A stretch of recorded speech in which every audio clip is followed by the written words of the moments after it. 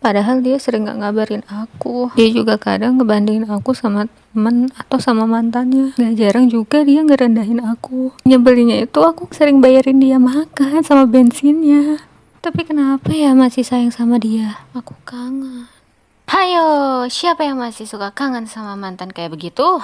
Kalau sebelumnya dia sering bikin kamu bingung, insecure, nangis, apa yang kamu kangenin?